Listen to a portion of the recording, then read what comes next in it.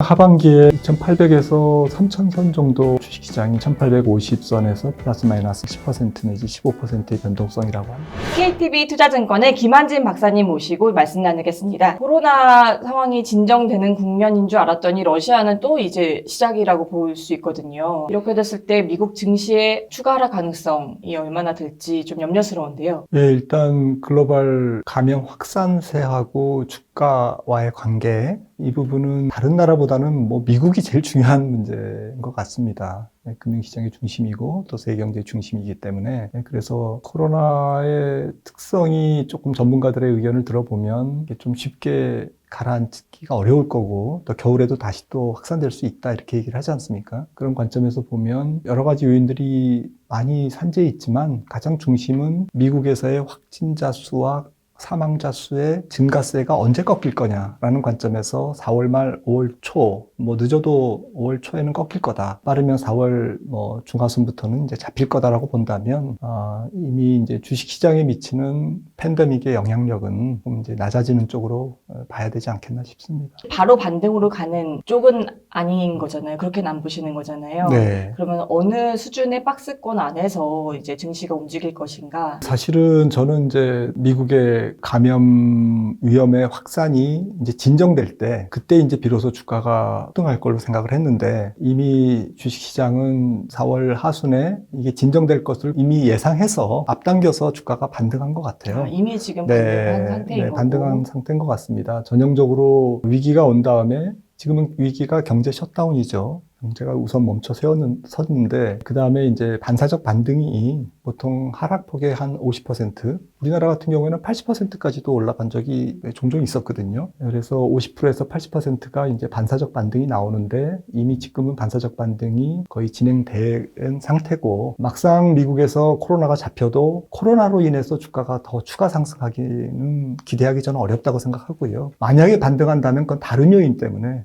경기 지표가 예상했던 것보다는 나빠지지 않는다든지, 기업 이익이 생각보다는 견조하다든지, 이런 요인 때문에 올라가는 거지, 바이러스가 잡히는 그 팩트 때문에 올라가는 그런 쪽은 이미 주가에 반영됐다라고 생각을 합니다. 네, 그러면 이제 하반기에서 S&P 500 기준으로 어떤 지수대에서 좀 움직일 수 있을까요? 제 생각에는 하반기에 지금 이미 2800선 정도 아닙니까? 그래서 2800에서 3000선 정도에서 움직이면 다행이라고 생각하고요. 좀 아래쪽으로 한 2600선 내지 2550선까지도 내려갈 수 있다. 그러니까 정리해서 말씀드리면 2700에서 한 800선을 중심으로 해서 플러스 마이너스 한 10% 정도에서 움직이는 약세장이 전개될 가능성이 저는 있다라고 생각을 합니다. 그러면 코스피에서도 비슷한 수준의 박스권을 좀 유지할 것 같은데, 네. 밴드를 어느 정도로 보세요? 맞습니다. 예단하기는 어렵지만 저는 하반기에 이제 기업 실적, 경기도나 이런 쪽에 대해서 주식시장이 조금 더 보수적으로 반응할 가능성이 높다고 보기 때문에 1850선에서 플러스 마이너스 마찬가지로 한 10% 내지 15%의 변동성이라고 한다면 한 2050을 상단으로 하고 아래쪽으로는 한 1650 정도까지를 하한선으로 하는 다소 높은 변동성을 보이는 약세장이라고 생각을 합니다. 그 밴드 폭이 400 정도 되면 굉장히 높은 편이네요. 네, 그래도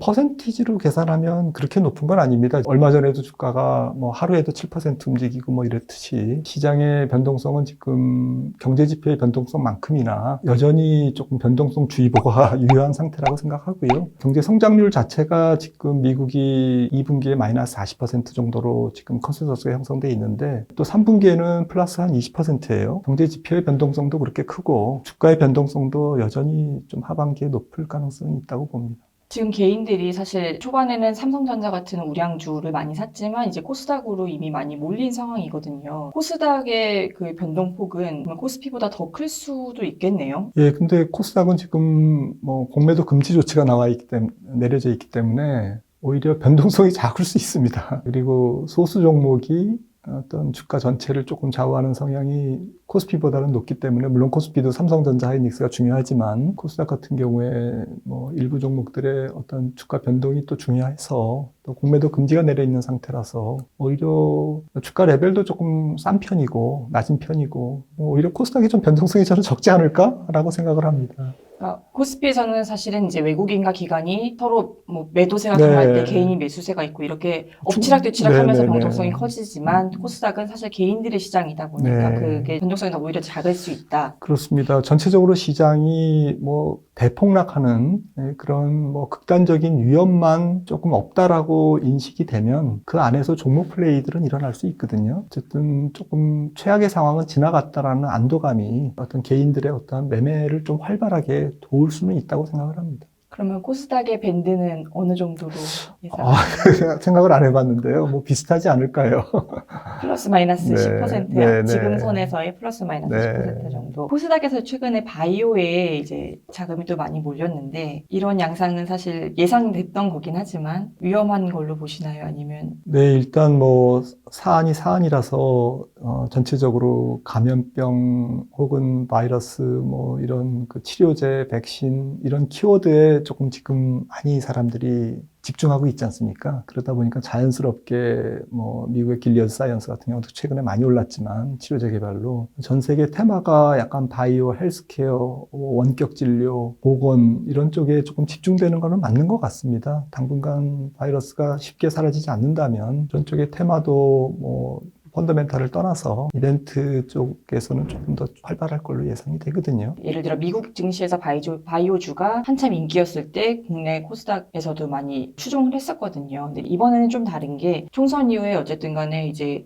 헬스케어 주도의 성장 정책을 펼칠 것으로 예상이 되는데 실질적인 정책 자금이 막 이렇게 투입이 된다면 이게 허상이 아니라 실체가 좀 좋아지지 않을까 이런 기대감을 좀 하거든요. 그렇습니다. 뭐 금융위기 직후에도 결국에는 풀린 돈이 조금 다른 얘기가 되겠습니다만은 결국 4차 산업이라든지 나중에 공유경제까지 이렇게 발행시장 쪽, 장외시장 쪽에서 자금이 쏠리고 그 유통시장까지 연결이 되면서 거대한 성장주 생태계가 조성된 그런 거지 않습니까? 그래서 이번 같은 경우에도 이제 돈이 굉장히 많이 풀리고 그게 이제 어떻게 해서든 자원이 배분될 텐데 어쨌든 세상이 필요로 하는 것 그 다음에 어떤 뭐 시대 정신에 맞는 쪽, 이런 쪽에서 본다면 좀 바이오나 이런 헬스케어 쪽도 그 한 부분은 차지할 수 있다.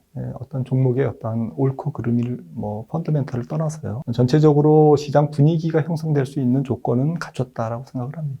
또 이제 좀 수혜 업종을 좀 찾아보면은 이제 9.11 테러 이후에 보복 소비 이런 것들이 일어나면서 이번에도 코로나 이후에 그동안 이제 억제됐던 소비가 폭발하는 시점이 올 것이다. 이 효과를 네. 어느 정도로 예상하세요? 보복 소비, 이연 소비는 뭐 당연히 있을 수밖에 없죠. 하지만 서비스 같은 경우에는 뭐 미뤘던 소비를 2배로 할 수는 없는 거고, 한 달에 여행을 뭐 서너 번 갈 수도 없는 거고, 이런 측면에서 보면 또 아직까지는 뭐 여러 가지 서비스 활동이 제약돼 있고, 또 바이러스가 완전히 사라진 상태가 아니기 때문에 조금 제한될 거라고 생각이 되고요. 특히 소비 여력 측면에서 보면 미국도 4월 한 달 동안 2,200만 명이 일자리를 잃었고, 그리고 한국 같은 경우에도 지금 여전히 이제 구조조정 압력이 상존하는 상태에서 고용 사정이 조금 더 안 좋은 쪽으로 움직일 가능성이 있기 때문에 미뤘던 소비가 일시적으로 증가할 수 있고요. 특히 럭셔리 소비라든지 이런 쪽에서 급등세가 지금 나타나고 있는데 주가도 조금 저는 제한적인 수준에서 나타날 가능성이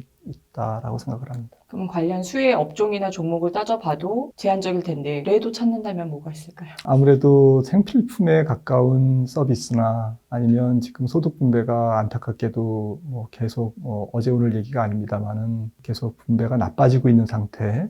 그래서 고소득층이 소비하는 쪽에서의 어떤 그 럭셔리 소비재 같은 경우는 물론 이제 뭐 중국인들이 여행을 많이 못 갈 거기 때문에 뭐 유럽의 명품이라든지 이런 소비가 줄 수는 있지만 그래도 뭐 온라인 구매도 할 수 있는 거고요. 그리고 뭐 최근에 마오타이주 같은 경우도 또 다시 뭐 회식이 늘고 또 사회 활동이 재개되면서 중국에서도 소비가 늘고 주가도 좀 강세인데 그런 좀 우량한 펀더멘탈을 가진 명품 브랜드의 소비재 확고한 브랜드 이미지를 가진 시장 지배력을 가진 그런 쪽에서는 좀 최근에 주가 낙폭이 있었다면 조금 저가 매수할 수 있는 찬스 아닌가 생각이 됩니다. 결국에는 보복 소비의 수혜가 아주 크지 않는 걸로 보시는 거네요. 예, 그 사이즈가 그렇게 크지는 않을 것이다. 근데 전분기에 급감했던 것에 비해서 증가율이 엄청나게 나오고 전기 대비 뭐 폭발적인 소비가 느는 것처럼 통계가 나오는데 그건 조금 숫자상의 뭐 약간 착시 현상일 수도 있고요. 경제 지표와 똑같이 조금 전체적인 중장기 추세에서 볼 때는 급락 후에 기술적인 반등, 또 일부의 소비의 이연된 소비의 보복 소비의 회복 정도에서 이해를 하는 것이 맞지 않을까 생각하거든요.